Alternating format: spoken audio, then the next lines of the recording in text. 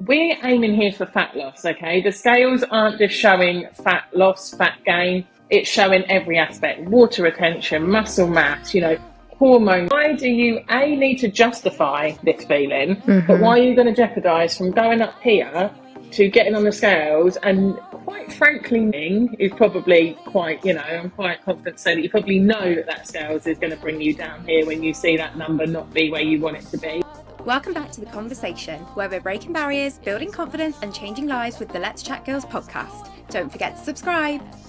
Hello and welcome back to the second instalment of our special episode with Miss Stacey Aston. She is here joining us on the Let's Chat Girls podcast, and we have been talking, Stace, in our previous episode about scales. And I know this is something so many people struggle with.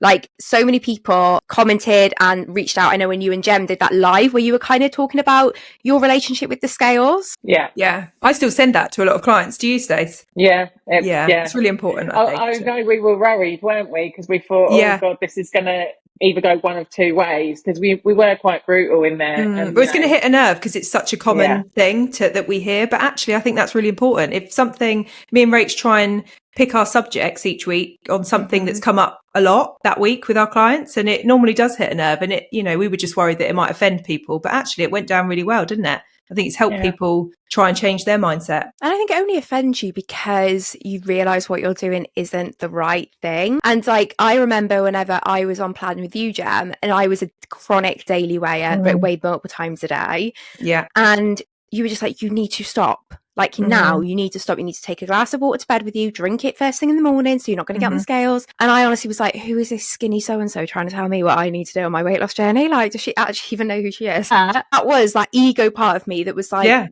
wanting to overly control and didn't want to like give in to the process, didn't want to hand over that control to somebody else.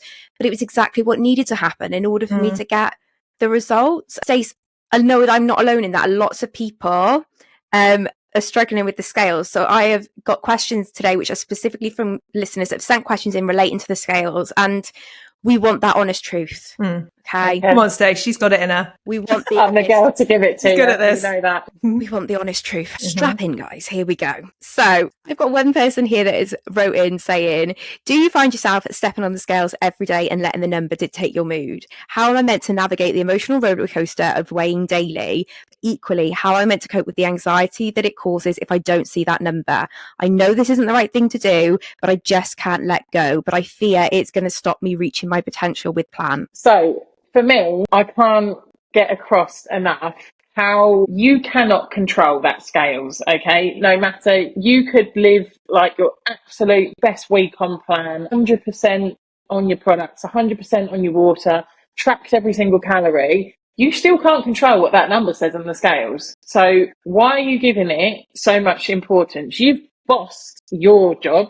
Okay, got to remember that the scales, we're aiming here for fat loss, okay? The scales aren't just showing fat loss, fat gain. It's showing every aspect: water retention, muscle mass, hormone effective, sleep deprivation, everything. So why are you, when you've absolutely smashed the hell out of plan, which in turn makes you feel amazing, you feel in control, you physically feel the benefits of being on plan. So you're up here now. Your mood is like, I am the boss. No one mess with me. I'm smashing life. Why are you gonna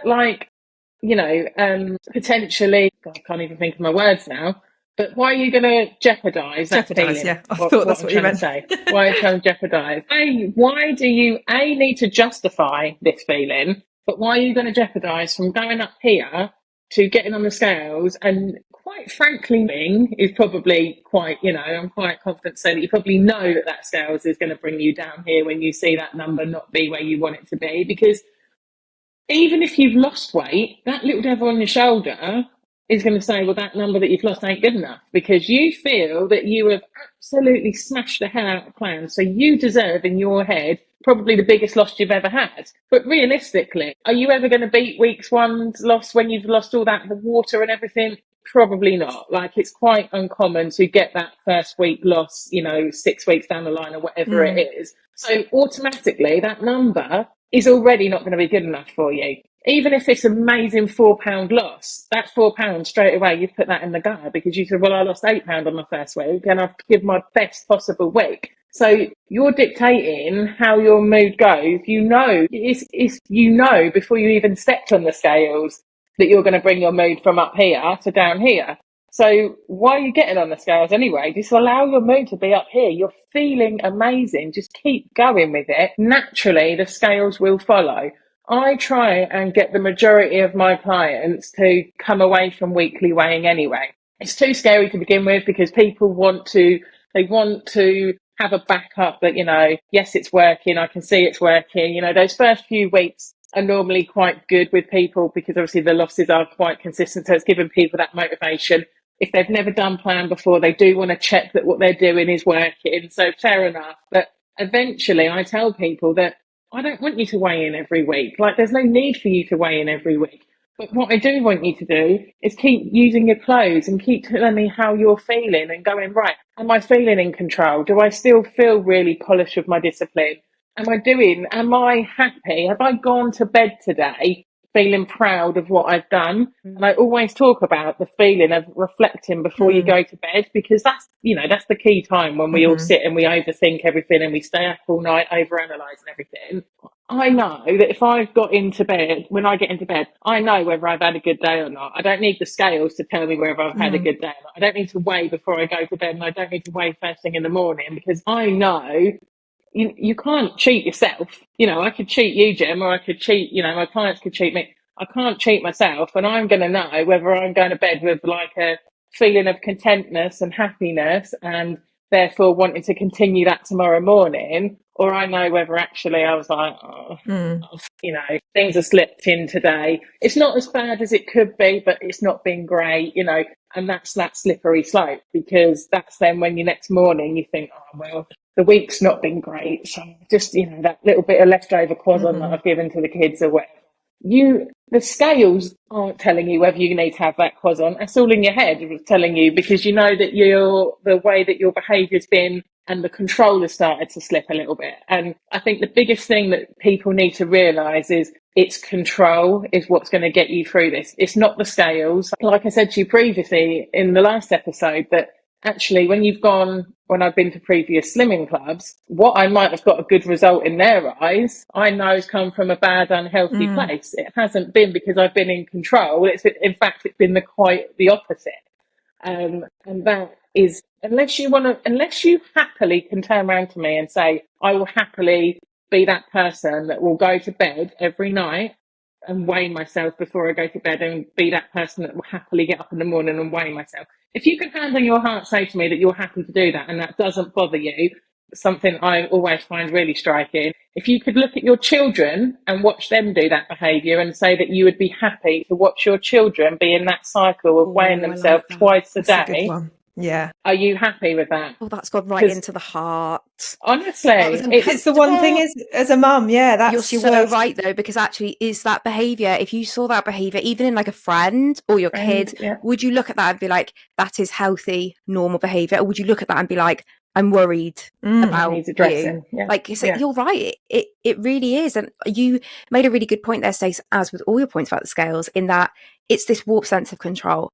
We don't trust ourselves, we don't trust anything that we're doing, and so you're using it as this weird metric to be like, it's like that deep breath, but you're never going to get that deep exhale of relaxing about it, because no number you see is enough. No number is going to quantify the effort you've put in, or so you're always going to be disappointed. I say it to my clients all the time, like, if you're in that place with your head, whether it's a gain, maintain, or loss, you will be disappointed, because it's nothing to do about the way you're annoyed that you feel out of control with food, or that you've got FOMO, or something else is happening that we're going to distract ourselves from and just make that number be the problem. And it's like, focus on the actual. I mean, the thing is as well, a point that I always say to people, if they've had in their head a bad day, and then they'll get on the scales the next morning to check said damage of bad day, and then they go, oh my God, I've got away with it. I'll take that. I haven't put on any weight. And actually, I had a Chinese last night and I haven't put, I'll take it. Not guilty of that at all, Stacey. I don't know what you're talking about.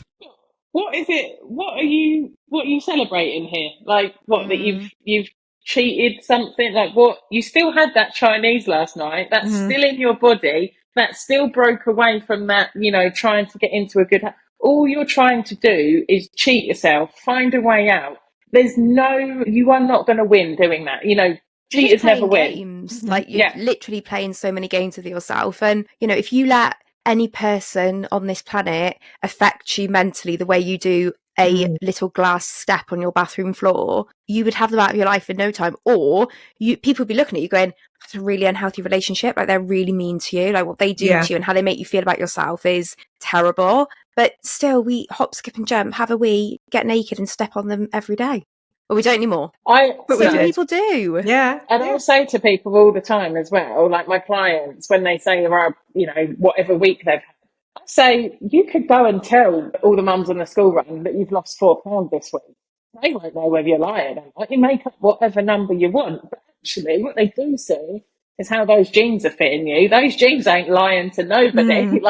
But you're not walking around with that number above your head going, I weigh 11 stone, or, I'm a weigh 11 stone and I've lost 4 pounds this week. But actually, those jeans are telling me that you haven't lost 4 pounds this week, actually. And you did have a Chinese 2 nights ago. Like, it doesn't, what I'm trying to get at is they're completely irrelevant to anybody in this world, like, other than yourself. It's only you that are getting fixated on that number. The mums at the school run don't care. Your partner doesn't care. Like, they don't care what that number is. We've got that so hell bent and fixated.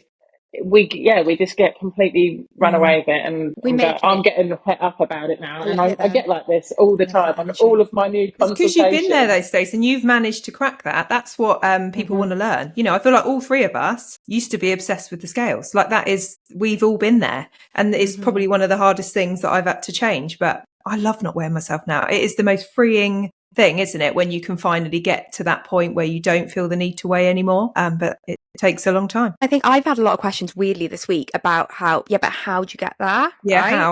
And I think that we can go through, and one of the questions I'm going to put you, Stacey, in a minute, kind of asks about other measures of success.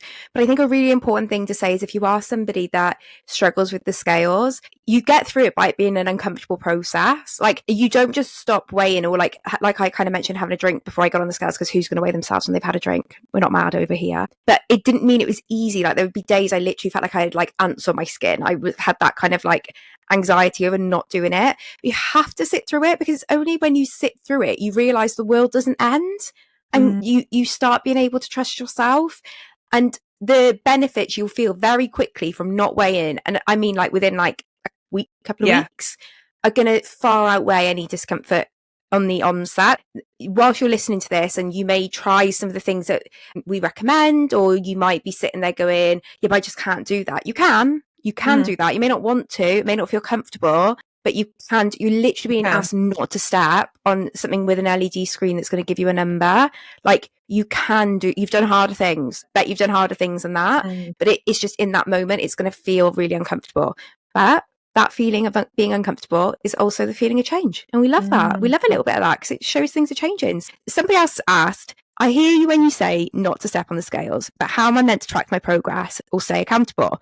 What habits or signs would help you trust yourself without that daily number? So again, for me, it's what I say to all my clients is your clothes. Like, ultimately, they're the thing that you've got to put on clothes every day. You don't have to step on the scales every day. So those clothes fitting and you feeling confident in them clothes is the biggest thing, far more confident than whatever the scales are going to say to you, because again, that number on the scale is still never enough. Even if it's what you think you want it to be, you're still always wanting for more. Putting on a piece of clothing and being able to walk out the house and feeling $1 million is like, it's undescribable. There is no words to describe how it feels to go into a clothes shop and, first of all, the clothes actually go up to your size range, but also, even when they are in your size range, you're not having to go right to the back and like straight away. It's that instant. It's just, I can just go in and pick up.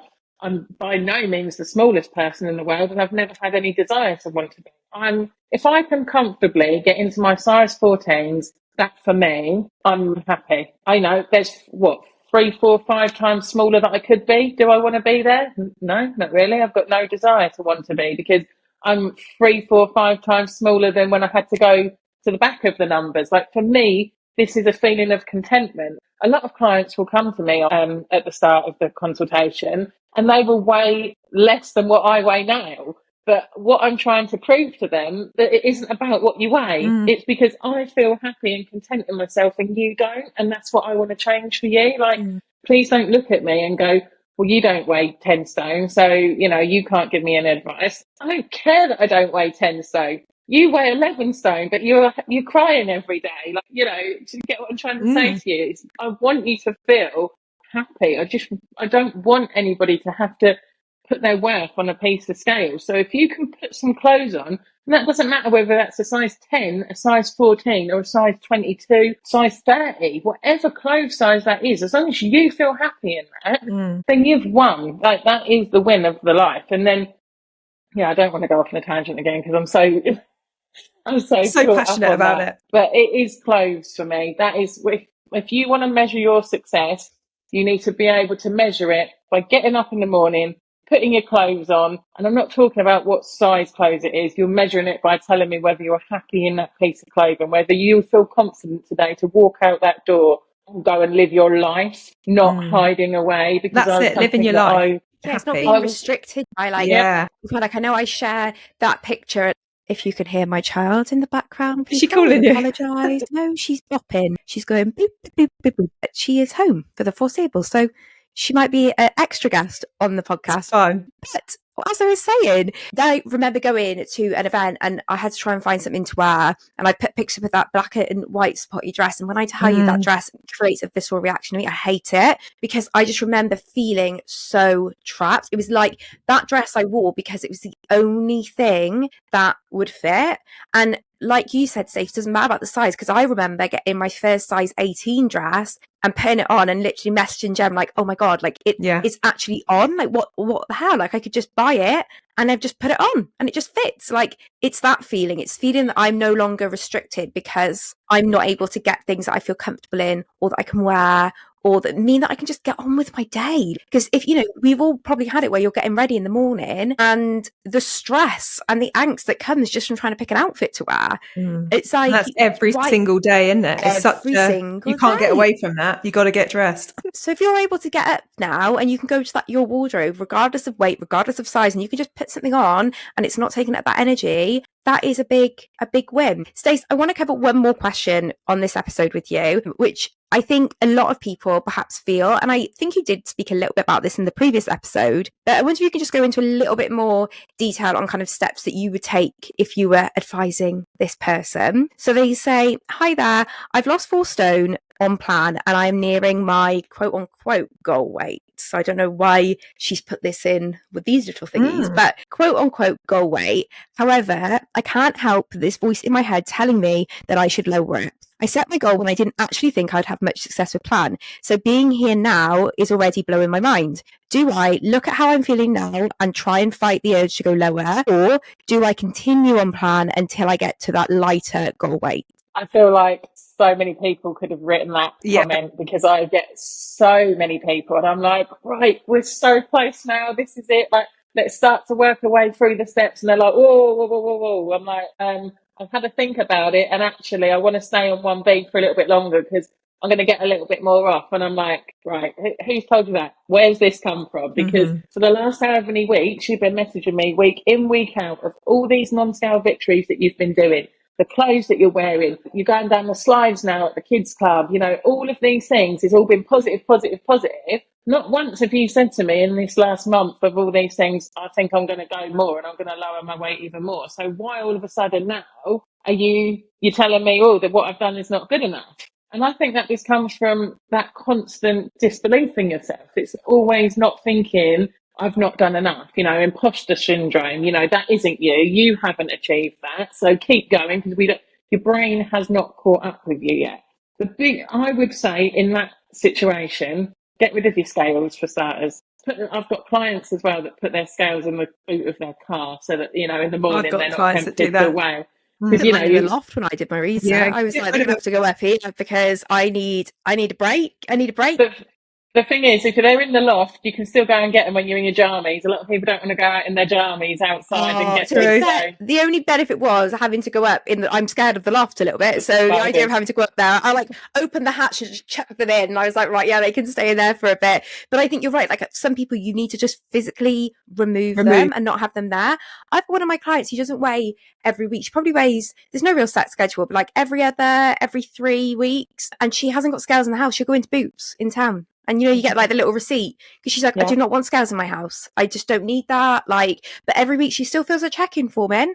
She can be all about on-scale victories, how she's feeling. She's really reflective on how are things going without needing the scale. And sometimes people will say, if I haven't got that though, it doesn't keep me on track. And it's like, I hear that all the time. What kind of relationship do you want to have with your weight and your body and this whole process that the only way you can be kept in line is basically by feeling threatened or having like this thing hung over you? That's exactly what I was going to say, though, in the fact that you need to get rid of those scales. For this lady who's written in this comment, you need to get rid of the scales and just sit in the moment of the feeling, how you're feeling, and start to, listen to those other areas that are coming in. Because when you're seeing, like I say, these positive things, these easily get overshadowed the minute that you step on those scales and you forget about them straight away. When you see a number that, you're not quite happy with, or it feels a little bit disappointing or a bit stagnant, it erases all those other messages that you've sent me. The 20 messages I've got about how amazing you feel, the pictures you've sent me,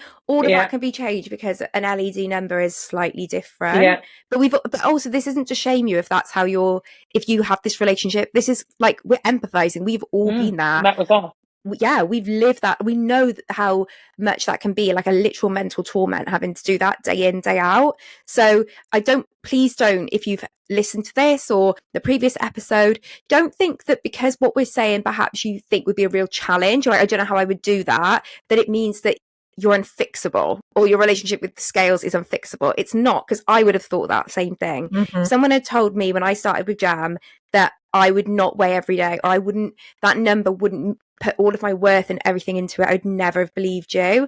But me and Stacey and you, Jam, are proof that you can do that. You can make it better, but you don't help that relationship by still stepping on it all the time.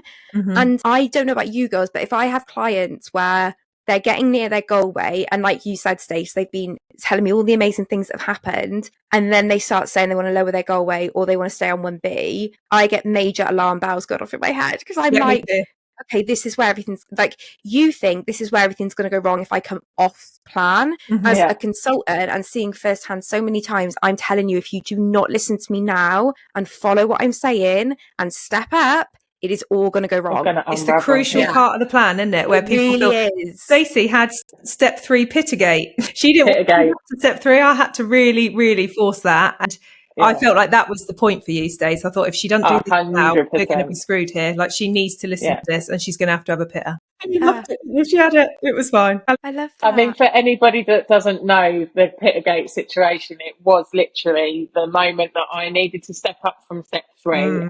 That's from step 2 to step 3. Again, it was that intervention, Gemma saying, I knew, I was honest. I came to Gemma and I said, I'm getting a little bit stagnant. That's what you did. You always came to me, always, when you felt anything. And this is something that I'm really working with clients at the moment, is when they're starting to feel stagnant, it is so important that you reach out and tell your consultant. And I don't ever think that people do this intentionally, keeping it in. I think they do it because they feel that the step that they're started on, that they're put on at the moment, that they're failing if they're not doing it. So they just keep thinking, well, I'll just retry again tomorrow. And I'm commending you for retrying and not giving up on everything. But there's only so many times that you can retry the same thing for you to realise this isn't working. Something, I need an intervention. It's no different for me from going from the slimming club for however many years to realise, obviously, this hasn't worked. Let's try something else. And that's so important when you get to that point of that step where you might have smashed that step for however many weeks, but there will eventually become a time when that step doesn't fit in with your lifestyle at the moment. And that is so important that we say that's when you go to your consultant and say, intervention, I can feel that the wheels are starting to come off a little bit. If I'm totally honest, if I carry on, keep hitting my head against the same brick wall every day, I am eventually just going to throw the towel in. So that's when we intervened, we changed the step. And that's what had happened when Pittergate come about. Gemma said, look, let's just go to step 3. You're freaking out over nothing. Let's just do step 3. And I was like, but Gem, you're telling me now to have a pit. She's like, she's like, chill out, man, chill. Have a bit of bread with your step 2 meal. And I was like, you're like, no, I'm just going to have the salad. I don't want to put the carb with it. I'm like, why? Well, I used to basically do like a kebab style, but obviously without the pita. So I'd, grill off a load of chicken and veggies, and that's what I liked. I liked it. Yeah. It's fine.